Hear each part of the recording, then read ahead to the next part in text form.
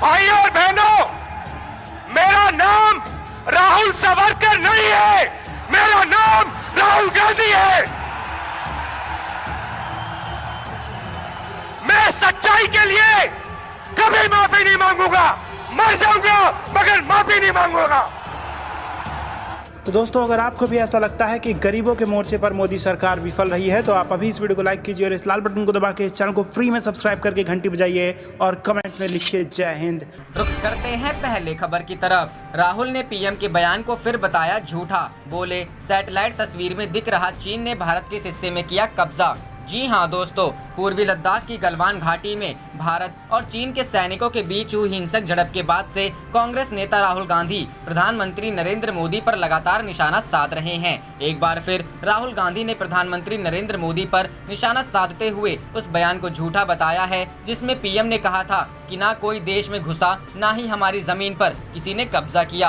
राहुल गांधी ने ट्वीट कर कहा कि सैटेलाइट फोटो साफ दिखाती है कि चीन ने पैंगोंग झील के पास भारत माता की पावन धरती पर कब्जा कर लिया है। नरेंद्र मोदी वास्तव में सरेंडर मोदी हैं। गलवान हिंसक झड़प मामले में पीएम ने अब तक नहीं लिया चीन का नाम। आपको बता दें, गलवान घाटी में भारत चीन सैनिकों के बीच हुई हिंसक झड़प के बाद से ही राहुल गांधी प्रधानमंत्री नरेंद्र मोदी से सवाल कर रहे हैं। गलवान घाटी में बढ़े तनाव को लेकर राहुल गांधी ने यहां तक कह दिया कि नरेंद्र मोदी वास्तव में सरेंडर मोदी हैं। कांग्रेस नेता ने शनिवार को कहा था कि मोदी ने भारतीय क्षेत्र में चीनी अतिक्रमण के सामने आत्मसमर्पण कर दिया है। उन्होंने यह बयान प्रधानमंत्री के यह कहने के बाद दिया था कि चीनी सैनिकों ने भारतीय क्षेत्र में घुसपैठ नहीं की है। गौरतलब है कि 15 जून को पूर्वी लद्दाख के गलवान घाटी में चीन के पीपल्स लिबरेशन आर्मी के सैनिकों के साथ हुई हिंसक झड़प में एक अधिकारी सहित 20 भारतीय जवान शहीद हो गए थे। तब से विपक्ष सत्ता पक्ष पर लगातार निशाना साध रहा है। इससे पहले राहुल गांधी ने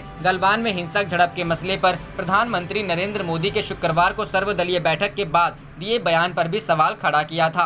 असल में पीएम मोदी ने कहा था, ना तो कोई हमारी सीमा में घुसा हुआ है और ना ही हमारी कोई पोस्ट किसी दूसरे के कब्जे में है। लद्दाख में हमारे 20 जांबाज शहीद हुए, लेकिन जिन्होंने भारत माता की तरफ आंख उठाकर देखा था उन्हें वो सबक सिखाकर गए। प्रधानमंत्री मोदी के इसी बयान पर राहुल गांधी ने सवाल किया था और पूछा था कि अगर वह जमीन चीन की थी जहाँ भारतीय जवान शहीद हुए तो हमारे सैनिक क्यों मारे गए। रुख करते हैं अगली खबर की तरफ। कांग्रेस नेता कपिल सिब्बल का बड़ा हमला। कहा चीन की भाषा बोल रहे हैं पीएम मोदी। जी हां दोस्तों, पूर्वी लद्दाख की गलवान घाटी में भारत और चीन के सैनिकों के बीच हिंसक झड़प को लेकर प्रधानमंत्री नरेंद्र मोदी के बयान पर सियासी घमासान शुरू हो गया है। रविवार को पूर्व केंद्रीय मंत्री और कांग्रेस नेता कपिल सिब्बल ने पीएम मोदी के बयान पर सवाल उठाया है और करारा हमला बोला है। उन्होंने कहा कि पीएम मोदी चीन की भाषा बोल रहे हैं। सर्वदलीय बैठक में पीएम मोदी के बयान का जिक्र करते हुए कपिल सिब्बल ने कहा, पीएम मोदी ने कहा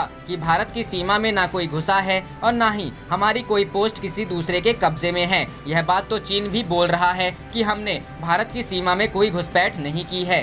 कपिल सिब्बल ने सवाल उठाया कि अगर चीनी सैनिकों ने घुसपैठ नहीं की और कोई भारतीय क्षेत्र में आया ही नहीं तो हिंसक झड़प कैसे हो गई। उन्होंने कहा, पीएम मोदी से पहले विदेश मंत्रालय भी कह चुका है कि चीनी सैनिकों ने भारतीय क्षेत्र में घुसपैठ की, जिसके चलते गतिरोध और हिंसक झड़प हुई। पीएम मोदी और विदेश मंत्रालय के बयान विरोधाभासी हैं। पीएम मोदी अपना बयान दे रहे हैं जबकि रक्षा मंत्रालय और विदेश मंत्रालय अपने बयान दे रहे हैं। इस दौरान कपिल सिब्बल ने चीन को लेकर मोदी सरकार पर कई सवाल दागे। कांग्रेस नेता सिब्बल ने कहा कि कई रक्षा विशेषज्ञों, सेना के रिटायर अधिकारियों और सैटेलाइट तस्वीरों से भी साफ होता है कि चीन ने भारतीय क्षेत्र में घुसपैठ की है। कांग्रेस नेता ने कहा कि देश की हिफाजत करते हुए कर्नल संतोष बाबू समेत 20 जवान शहीद हो गए और 85 जवान घायल हो गए। इसके अलावा 10 जवानों को चीन ने पकड़ भी लिया था। अब पीएम मोदी कह रहे हैं कि चीनी सैनिकों ने कोई घुसपैठ ही नहीं की। कांग्रेस नेता ने कहा, पिछले 53 वर्षों में भारतीय सेना ने एलएसी पर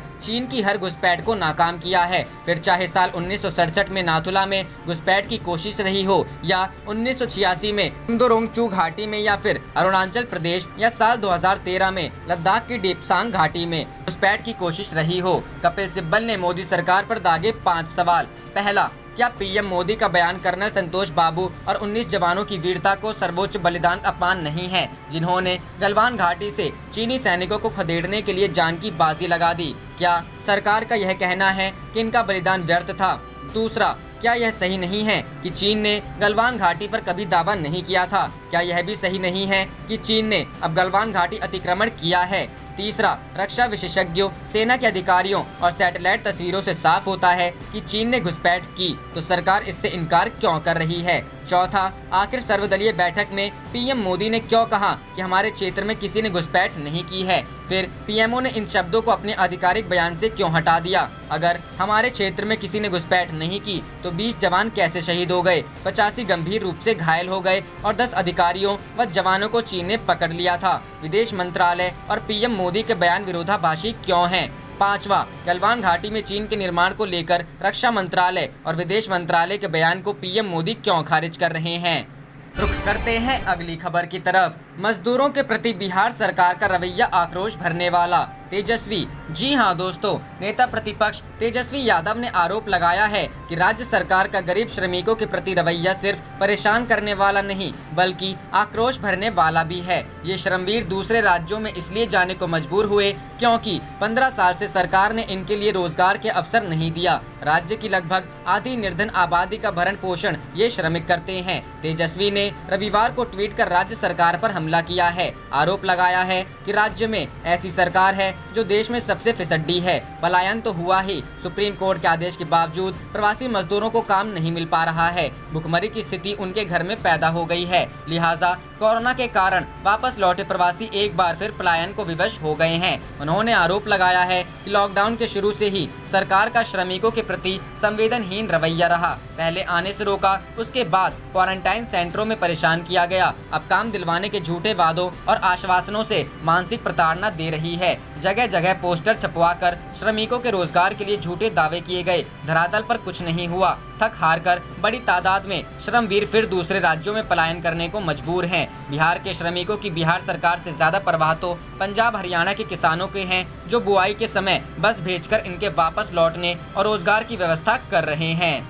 रुख करते हैं अगली खबर की तरफ। नीतीश कुमार सरकार देश की सबसे नकारा और विफल सरकार है। तेजस्वी यादव, जी हां दोस्तों, बिहार विधानसभा चुनाव के दहलीज पर खड़ा है। ऐसे में बयानबाजी और आरोप प्रत्यारोप का सिलसिला होना लाजमी है। इसी क्रम में बिहार विधानसभा में नेता प्रतिपक्ष तेजस्वी यादव ने एक बार राज्य की नीतीश कुमार सरकार पर हमला किया। तेजस्वी यादव ने अपने ट्विटर पर एक वीडियो ट्वीट करते हुए लिखा, नीतीश सरकार देश की सबसे नकारा, विफल और निकम्मी सरकार है। इनके 15 वर्षों के कार्यकाल में बिहार के हर दूसरे घर से पलायन हुआ है। सुप्रीम कोर्ट के आदेश के बावजूद श्रमिकों को बिहार में रोजगार नहीं मिलने एवं भुखमरी के संकट के चलते मजबूरी में उन्हें वापस पलायन करना पड़ रहा है। बता दें कि आरजेडी नेता तेजस्वी यादव लगातार बिहार की एनडीए सरकार पर हमलावर हैं। तेजस्वी कभी प्रवासियों को राज्य में रोजगार देने के लिए तो कभी कानून व्यवस्था और अन्य मसलों पर सरकार पर हमला कर रहे हैं। तेजस्वी का आरोप है कि 15 साल के कार्यकाल में राज्य की एनडीए सरकार ने बिहार के विकास कोई खास काम नहीं किया।